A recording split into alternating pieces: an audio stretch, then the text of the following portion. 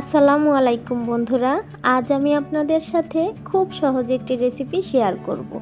আমার আজকের রেসিপি ডিম বেগুন ভাজা। আর কুকিং এভরিডে মানেই সহজ রেসিপি। তাহলে চলুন রেসিপিটি শুরু করা যাক। আমি এখানে একটি বেগুন এরকম গোল গোল করে কেটে নিয়েছি। সাধারণত আমরা বেগুন ভাজার জন্য বেগুনগুলোকে যেভাবে কাটি, এগুলোকেও আমি সেভাবে কেটে নিয়েছি। এখন একটি ছুরির সাহায্যে বেগুনের মাঝখানের অংশটুকু এরকম গোল করে কেটে নেব। কেটে নিলাম, আর দেখুন কাটার পরে দেখতে এরকম হয়েছে। বেগুনের মাঝখানের অংশটুকুকে ছোট ছোট টুকরো করে কেটে নেব। একইভাবে আমি সবগুলোকে কেটে নেব। সবগুলো বেগুন কাটা হয়ে গেছে। এখন এগুলোকে আমি লবণ, হলুদের গুঁড়া, মরিচের গুঁড়া দিয়ে মেখে নেব। বেগুনের মাঝখানের অংশগুলোকে এভাবে কেটে নিয়েছি। এখন এর মধ্যে দিয়ে দেব একটি ডিম, 1 চা চামচ মরিচের গুঁড়া, একটি পেঁয়াজ কুচি, কিছু ধনিয়া পাতা কুচি, আর স্বাদমতো লবণ। এখন এগুলোকে একসাথে খুব ভালো করে মিশিয়ে নেব।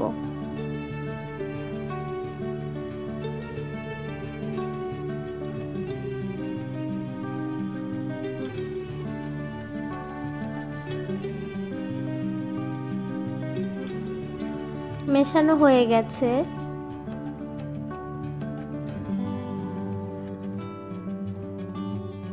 এবার বেগুন ভাজার জন্য চুলায় একটি কড়াই বসিয়ে তার মধ্যে দিয়েছি সয়াবিন তেল। তেল গরম হলে বেগুনের রিং পিসগুলো দিয়ে দেব।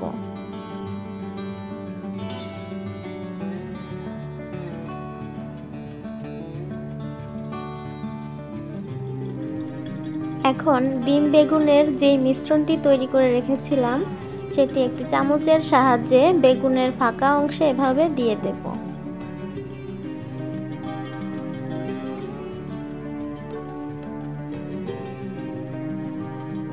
দেওয়া হয়ে গেলে ঢাকনা দিয়ে ঢেকে চুলার আঁচ লোতে রেখে তারপর ভেজে নেব।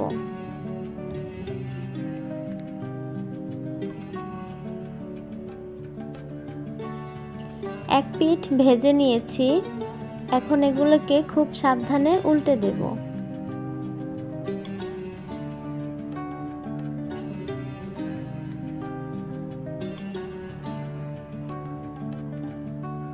এখন আবারও ঢাকনা দিয়ে ঢেকে দেব।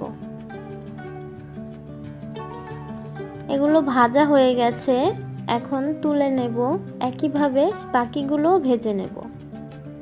সবগুলো ভেজে নিয়েছি, আর দেখুন দেখতে কতটা লোভনীয় লাগছে।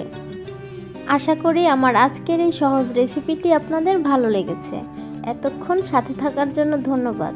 আজকের মতো এখানেই বিদায় নিচ্ছি। দেখা হবে নেক্সট ভিডিওতে। ততক্ষণ সবাই ভালো থাকুন, সুস্থ থাকুন। আল্লাহ হাফেজ।